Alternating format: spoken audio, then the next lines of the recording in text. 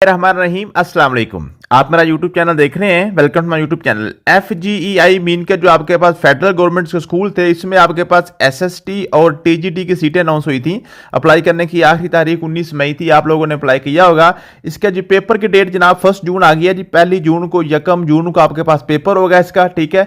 क्योंकि बहुत थोड़ा टाइम रह गया है। हमने इसकी टेस्ट प्रिपरेशन जो थी इसको बड़ी स्मूथली हम लेकर चल रहे थे। 30 लेक्चर्स का हमने टारगेट रखा हुआ था, लेकिन अब चूंकि जस्ट आपके पास 8 दिन रह गए हैं, तो 8 दिनों में इंशाल्लाह ताला हम अपना सिलेबस कवर करने की कोशिश करेंगे। परेशान बिल्कुल नहीं होना, हम 100% अपना सिलेबस कवर करने की कोशिश करेंगे और आपका हो भी जाएगा और आपका पेपर भी इंशाल्लाह गारंटी के साथ पास होगा। आप जस्ट जैसे जैसे मैं आपको गाइड कर रहा हूं वैसे वैसे आप इसको पढ़ते जाए, अपना जो आपका सिलेबस आप इसको कवर करें। अभी आपके व्हाट्सएप ग्रुप में मैंने एक फाइल शेयर की थी, ये पेडागोजी की, और साथ मैंने आपको इंग्लिश की फाइल शेयर की थी और मैंने आपको सारा तरीका बताया था कि अब हम थोड़ा सा अपना जो प्रिपरेशन का तरीका है उसको हम चेंज करेंगे। इसके अलावा अगर आप इसकी जो रोल नंबर स्लिप है, रोल नंबर स्लिप भी आपको FGEI जहां से आपने अप्लाई किया था उसी ही वेबसाइट पे आप दोबारा जाएं, गूगल पे जाकर लेके FGEI आपके सामने आ जाएगा। वहां पे आप HR डिपार्टमेंट खोलें, वहां पे अपना शनाख्ती कार्ड लगाएं, अपना पासवर्ड लगाएं, तो आपके सामने आपकी रोल नंबर स्लिप जो है ना, अभी रोल नंबर स्लिप 26 को आएगी, ठीक है। अभी आपको शेड्यूल वहां पे नजर आ जाएगा कि 1 को आपका पेपर है, लेकिन आपकी जो रोल नंबर स्लिप है 26 के बाद आपको आएगी, 26 तारीख को, ठीक है जी। 26 के बाद अपनी रोल नंबर डाउनलोड कर सकते हैं। अगर आप इसमें से किसी के रोल नंबर स्लिप डाउनलोड ना हुई तो बताइएगा, मेरा नंबर आपके स्क्रीन पे चल रहा है। इंशाल्लाह हम आपको आपकी रोल नंबर स्लिप डाउनलोड भी कर देंगे। तो अब हमने थोड़ा सा अपना जो तरीकाकार अब हमने चेंज करना है जी। अब इसमें परेशान होने वाली बात नहीं है, क्योंकि अगर टाइम थोड़ा है तो सबके लिए टाइम थोड़ा है। ऐसा नहीं कि आप अकेले के लिए टाइम थोड़ा है, सबके लिए टाइम थोड़ा है। जब सबके लिए शॉर्ट टाइम है, ठीक है, तो फिर इसका मतलब है आपका जो कंपटीशन है वो लो हो जाएगा, ठीक है। इसमें मेरिट भी लो हो जाएगा और 70 to 80% लोग तो इसी वजह से ही छोड़ गए हैं। बहुत से लोगों के मैसेज आ रहे थे कि अब हमने पेपर ही नहीं देना, कि टाइम बिल्कुल थोड़ा मिला है। तो इसमें भी ये भी आपको फायदा हो जाएगा कि बहुत से लोग जनाब वो कंपटीशन से ही आउट हो जाएंगे। जब लोग कंपटीशन से आउट हो जाएंगे इट मीन्स कि आपके पास जो ना ये चांस आसान है। आप 6-7 दिन मेहनत कर लें, इंशाल्लाह आपका पेपर आसानी से पास हो जाएगा और इसका मेरिट भी आपका लो होगा, इतना हाई फाई आपका मेरिट भी नहीं बनेगा। बहुत से लोग छोड़ गए, आपका कंपटीशन भी थोड़ा होगा, इसलिए आप इसको मेहनत कर लें। मैंने आपको इंग्लिश की भी वोकैबुलरी और इंग्लिश ग्रामर की फाइल शेयर की थी अपने व्हाट्सएप ग्रुप में, मुझे उम्मीद है कि आपको मिल गई होगी। और साथ मैंने आपको तरीका भी बताया था कि आपने कैसे कैसे आप तैयारी करनी है 8 दिनों में। 8 दिन के अंदर इंशाल्लाह ताला आपकी तैयारी हम मुकम्मल करवाने की गारंटी देते हैं और आपका पेपर भी पास हो जाएगा।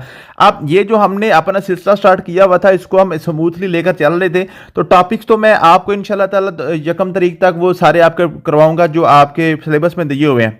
लेकिन अब आपने जो तैयारी करनी है, तैयारी के लिए मैंने आपको बताया था कि आपकी जो फाइल के सबसे एंड पे ना जी, सबसे एंड पे मैंने आपको MCQ डेटा शेयर किया था। ये जी फास्ट ट्रैक MCQs, ठीक है। ये तकरीबन मेरे ख्याल में 300 MCQs मैंने आपको शेयर किया था। तो यूं आपने क्या करना है जी, टोटल हमारे पास ये 1500 या 1800 MCQs बनेगा, ठीक है। इससे ज्यादा नहीं होगा। तो 300 MCQs याद करने में मैक्सिमम 3 घंटे लगते हैं, इससे ज्यादा नहीं लगते, ठीक है। तो 300 MCQs अभी मैंने आपको शेयर किया था, ये आपने याद करना है। ये सारे टॉपिक्स हमारे हो चुके हैं ऑलरेडी, मैंने आपको डिटेल से पढ़ाए हुए हैं ये सारे टॉपिक्स, ठीक है। तो ये आपने सारे आपके पास्ट पेपर MCQs हैं। ये 300 MCQs आज आपने हर हाल में जैसे कैसे भी इनको याद करके आपने सोना है, पूरी रात आपके पास है, ठीक है।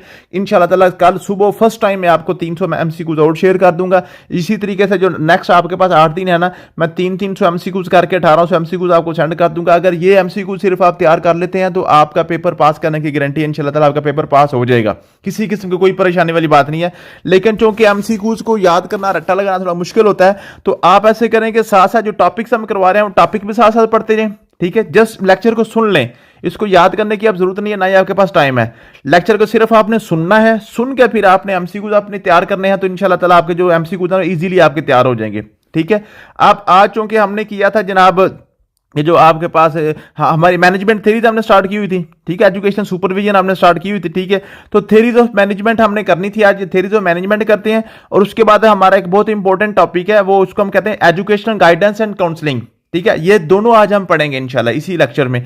एजुकेशन गाइडेंस एंड काउंसलिंग को भी कंप्लीट करूंगा आज, और साथ आपकी जो है मैनेजमेंट थ्योरीज, ठीक है। तो थ्योरीज ऑफ मैनेजमेंट आपसे स्टार्ट करते हैं। तो सिर्फ आप ये लेक्चर को अच्छी तरीके से सुनने के बाद जो 300 MCQs आपको सेंड किया वो आप याद करें और सो जाएं। सुबह फिर इंशाल्लाह ताला आपको नया लेक्चर मिलेगा, वो आप सुने और साथ 300 MCQs आप याद करें। इंशाल्लाह 6-7 दिन में आपकी तैयारी मुकम्मल हो जाएगी। और इंग्लिश के लेक्चर्स भी आपके व्हाट्सएप ग्रुप में मैं शेयर कर दूंगा, नोट्स मैंने आपको ऑलरेडी शेयर कर दी हैं, ठीक है जी। सबसे पहले बात करते हैं थ्योरीज ऑफ मैनेजमेंट। अब थ्योरीज ऑफ मैनेजमेंट आपके पास क्या है जी, एक आपको XY थ्योरीज है, ये बहुत इंपॉर्टेंट है, क्वेश्चन काफी ज्यादा इसमें पूछे जाते हैं, ठीक है जी। एक scientific theory by Frederick Taylor है, इसकी एक तो आपने इनके जो है ना राइटर्स याद करने हैं, ये डोगलस मैकग्रेगर की जो है ना, ये आपके पास एक्स वाई थ्योरी है, और ये टेलर की आपके पास साइंटिफिक थ्योरी है, एडमिनिस्ट्रेटिव थ्योरी है हेनरी फ्योल की है, ठीक है जी, ब्यूरोक्रेटिक थ्योरी आपके पास मैक्स वेबर की है, ह्यूमन रिलेशन थ्योरी आपके पास एल्टन मेयो की है, और सिस्टम थ्योरी आपके पास जो ना ये बर्टलैंड फी की है, ठीक है जी, लॉर्डिंग बर्टलैंड फी, ठीक है। तो ये आपने इनके सिर्फ नाम याद कर लें, बल्कि अगर सारे आपसे नहीं भी याद होते तो ये हेनरी फ्योल वाला और ये पहले तीन आपने लाजमी याद कर लें, ठीक है। आज हम बात करते हैं थ्योरी एक्स और वाई की। थ्योरी एक्स और वाई क्या कहती है? अब एक्स को आप ऐसे याद कर लें, एक्स का मतलब वो कहता है क्रॉस। क्रॉस का क्या मतलब है? अगर कोई मैनेजमेंट में इस मैनेजमेंट का वो तरीका है कि कोई इंप्लॉय अगर आपका काम नहीं करता तो उसको आप फायर कर दें, एक्स क्रॉस कर दें, मीन उसको पनिशमेंट दे दें। थ्योरी एक्स ये कहती है कि आप मैनेजमेंट जो है ना जी, मैनेजमेंट अब इस तरीके से करें कि जो आपके पास आपके अंडर काम कर रहे हैं, जो आपके इंप्लॉई हैं, जो आपके सबॉर्डिनेट्स हैं, उनको आप सजा और जजा का जो आपका है ना वो आप निज़ाम रखें, सजा जजा का निज़ाम रखें। सजा जजा के बगैर आपकी मैनेजमेंट ठीक नहीं होगी। अगर आप सख्त सजा और जजा का निज़ाम रखेंगे तो आपकी मैनेजमेंट बहुत अच्छी होगी। इसका सारा खुलासा ये है थ्योरी एक्स का। अब थ्योरी वाई क्या कहती है? थ्योरी वाई कहती है जी नहीं, आप ऐसे करें, लोगों को आप जो ना पनिशमेंट ना करें, बल्कि लोगों के दिल जीतें, लोगों के दिल जीतें, लोगों को अपना एसेट समझें। आपकी जो कंपनी के एम्प्लॉई हैं, जो आपके सबॉर्डिनेट्स हैं, उनके साथ प्यार करें, ठीक है, और उनकी लॉयल्टी को जीतें, ठीक है। तो ये आपके पास क्या होगा, वो उससे ज्यादा आपकी बेहतर मैनेजमेंट होगी। दोनों आपस में कंट्राडिक्शन है, दोनों आपस में कंट्रास्ट है। ये कहता है जी नहीं, आप क्या करें, आप टिका कर रखें, जो बंदा काम नहीं करता उसको फायर करें, उसकी सैलरी काटें, उसको जुर्माना करें, उसको पनिशमेंट करें, उसकी नौकरी छीन लें। लेकिन ये वाई कहती है जी नहीं, ऐसे नहीं कर रहे हैं। लोगों की क्या करें, उसकी वजह पूछें, उसके पास बैठें, उसको पूछें कि क्या मसला क्या है आपको, ठीक है, क्यों किस वजह से आप लेट आ रहे हैं, किस वजह से आपकी प्रोग्रेस अच्छी नहीं है। उसके मसाइल देख के उसके मसाइल को सॉर्ट आउट करें, सॉर्ट आउट करने के बाद उसको सपोर्ट करें, वो आपको ज्यादा दिल से काम करेगा। जो डरता हुआ बंदा होता है वो उसके अंदर क्या होता है जी, जो बंदा डर के काम करता है ना जी, उसको मतलब रिस्पॉन्सिबिलिटी नहीं लेता वो काम की, वो जिम्मेदार नहीं होता, वो बस डर के आपकी जान छुड़ाएगा। लेकिन वाई वाली कहती है जी नहीं, वो बंदा अगर आप उसको दिल जीत लेते हैं तो वो आपका ज्यादा काम करता है। थ्योरी जी क्या कहती है? थ्योरी जी इन दोनों का जनाब इकट्ठा है। एक्स और वाई को जब इकट्ठे करते हैं तो आपके पास इसको जापानीज मैनेजमेंट थ्योरी भी कहते हैं। इसमें क्या कहते हैं जी, थ्योरी जी कहती है सबसे पहले आप ये करें कि जो आपके एम्प्लॉयमेंट है ना, जो आपके मुलाजिम है, उनको लाइफ टाइम आप जॉब दें, लाइफ टाइम परमानेंट जॉब दें, परमानेंट जॉब दें, जो पहले पाकिस्तान में होती थी। अब तो पाकिस्तान में परमानेंट जॉब ऐसा ऐसा खत्म हो रही है, ठीक है। तो परमानेंट जॉब दें, लाइफ टाइम जॉब, उसको जॉब का जो है उसका जो अनसर्टेनिटी है वो खत्म हो जाए, ठीक है। जब परमानेंट जॉब दें, फिर उसके बाद उसके जनाब मसाइल देखें, उसका दिल जीतें। जीतने के बाद फिर भी कोई बंदा आदि मुजरम हो जो काम ना करे, फिर उसको पनिशमेंट दें, ठीक है। क्या मतलब है कि थ्योरी जी कहती है कि एक्स और वाई का कॉम्बिनेशन है, ठीक है, कि बंदे को आप क्या करें, उसकी एक तो जॉब सिक्योरिटी खत्म करें, जो ना जो जॉब की अनसर्टेनिटी है कि मेरे पता नहीं मेरी जॉब रहनी कि नहीं, उसको पहले लिख के देते हैं भाई जब तक आप जिंदा है आपकी जॉब हमारे पास मौजूद है, या 60 साल जैसे पाकिस्तान में रखा हुआ था, आपकी जॉब पक्की है, परमानेंट आप हो गए हैं। अब उसके बाद परमानेंट होने के बाद फिर क्या करें, उसको कहें अगर आप काम नहीं करोगे फिर आपको सजा मिलेगी, नौकरी आपकी नहीं छीनी जाएगी, आपको मुलाजमत से नहीं फारग किया जाएगा। लेकिन अगर आप काम नहीं करोगे तो आपकी सैलरी से कट लग सकता है, आपको पनिशमेंट दी जा सकती है, आपको स्केल आपका काम किया जा सकता है। इस तरीके की आप करें, ठीक है। ये थ्योरी जी है, इसको आप पढ़ेंगे तो इंशाल्लाह ताला आपको सारे समझ आ जाएगी, ठीक है जी।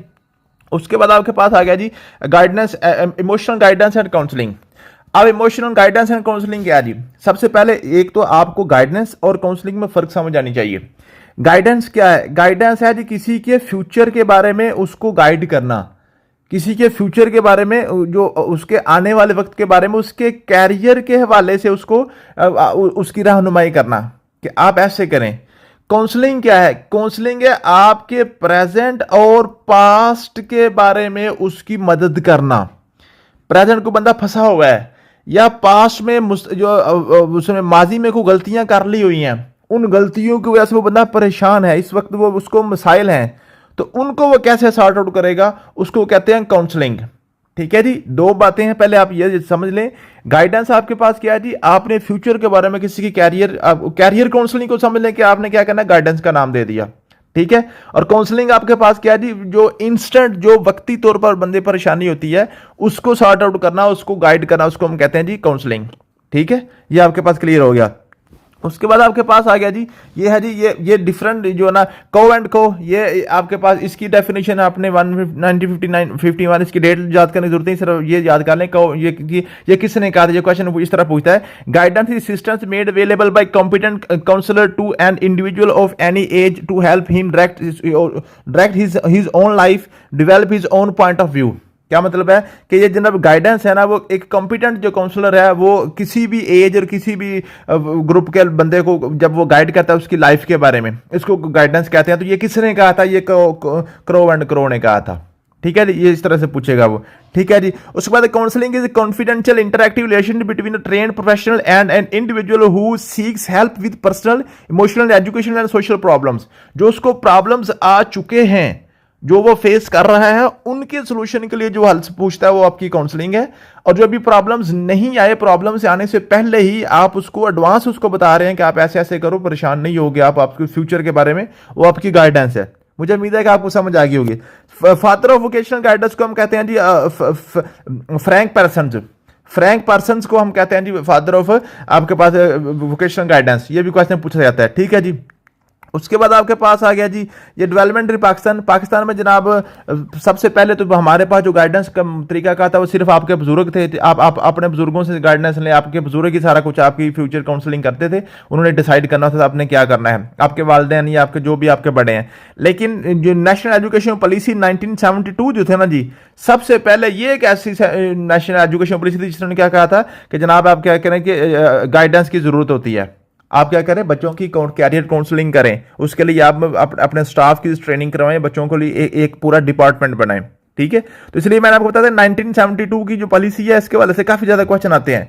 1972 की पॉलिसी ने ही आपकी प्राइवेटाइजेशन खत्म की थी, नेशनलाइजेशन किया था, यहीं से आपकी लामा यूनिवर्सिटी बनी थी, यहीं से आपके पास जो ना ये सारा कुछ जो है ये कैरियर काउंसलिंग वगैरह भी यहीं से स्टार्ट हुई थी। ठीक है जी, उसके बाद आपके पास है जी 2009 की पॉलिसी में भी ये कहा गया था कि आप क्या करें, स्टूडेंट सेंटर्ड काउंसलिंग करें। ठीक है जी, उसके बाद टाइप्स ऑफ गाइडेंस। गाइडेंस की टाइप्स कौन कौन सी होती हैं जी? एजुकेशनल गाइडेंस जो एकेडमिक चॉइसेस वगैरह के लिए, वोकेशनल गाइडेंस कहते हैं कैरियर काउंसलिंग के लिए, पर्सनल या सोशल गाइडेंस कहते हैं इंटरपर्सनल इश्यूज या इमोशनल स्टेबिलिटी के लिए, मोरल होती है जी आपके पास एथिकल डेवलपमेंट आपकी अखलाकियात के हवाले से, रिक्रिएशनल गाइडेंस होती है healthy use of leisure time.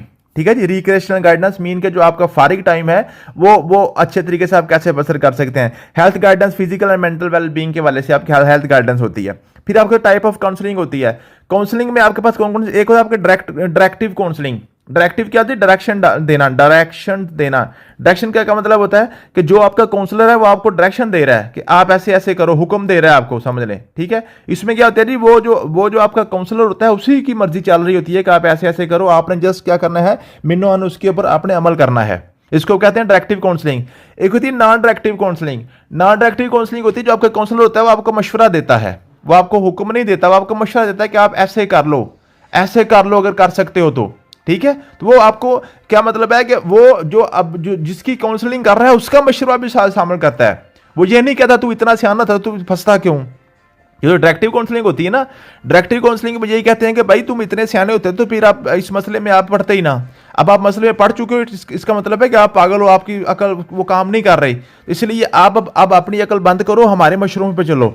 ठीक है, लेकिन जो नॉन डायरेक्टिव काउंसलिंग है वो कहता है नहीं, ये बंदा अपनी सिचुएशन के अंदर ये ज्यादा बेहतर जानता है कि इसके मसाइल क्या है और किस वजह से मसाइल बने थे, उसका मशवरा साथ लेता है, वो लेकर फिर उसको क्या करता है, गाइड करता है। इसको नॉन डायरेक्टिव काउंसलिंग है।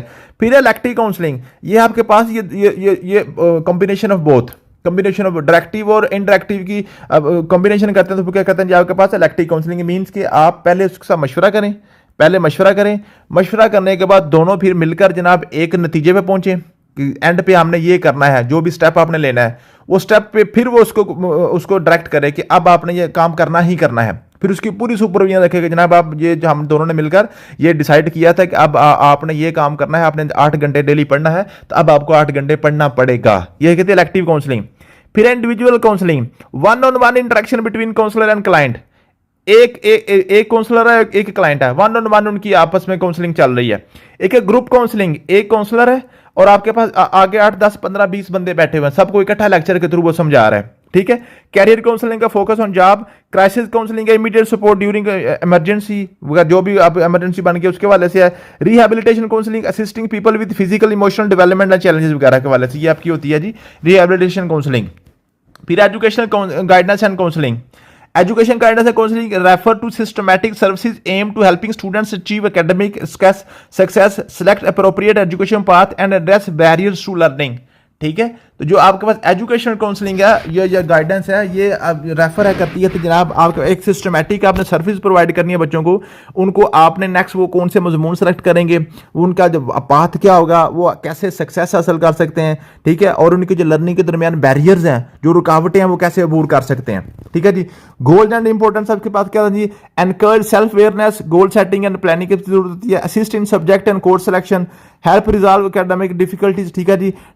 उसके बाद यहां से क्वेश्चन बनता है जी, फंक्शन कौन कौन से होते हैं गाइडेंस एंड काउंसलिंग के। डायग्नोस्टिक, आइडेंटिफाई लर्निंग डिफिकल्टीज, जो आपके पास लर्निंग डिफिकल्टीज उसको पहले हमने क्या करना है, आइडेंटिफाई करना है कि इसके मसाइल हैं क्या, उसको हम कहते हैं डायग्नोस। ठीक है, डायग्नोस्टिक हमने असेसमेंट भी करते थे, हमने असेसमेंट के टॉपिक में पढ़ा था।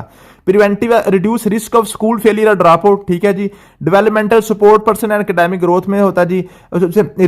रेमेडियल आपके पास है जी, एड्रेस इमोशनल और बिहेवियर प्रॉब्लम्स। रेफरल आपका direct serious cases to clinical psychological health services. Challenge in Pakistan, Pakistan में चैलेंज जो आपके पास है जी, आपके पास जो ट्रेंड प्रोफेशनल लोग कोई नहीं है, पॉलिसी इम्प्लीमेंटेशन गैप है कि जो हम पॉलिसी बनाते हैं लेकिन उस पर इम्प्लीमेंट नहीं करते हैं। ठीक है जी। काउंसलिंग के राउंड सिग्मा होता है जी, टीचर ओवरलोड होते हैं, अर्बन रूरल डिवाइड होता है। ठीक है, अर्बन लोगों के लिए शहरों के लिए ज़्यादा सहूलियात हैं और गाँव के लिए कम सहूलियात हैं। ठीक है। रिकमेंडेशंस क्या जी, ये इसमें से क्वेश्चन ये आपका आएगा। ठीक है, कंक्लूजन पे आप पढ़ लीजिएगा। ठीक है, तो ये सारी बातें जो मैंने आपको बताई हैं वही इसके अंदर कंक्लूड किया हुआ है। ठीक है जी। तो ये आपके पास हो गया जी, ये जो है गाइडेंस एंड काउंसलिंग के वाले से, ये इसके पास पेपर्स लिखे हुए हैं। ठीक है जी।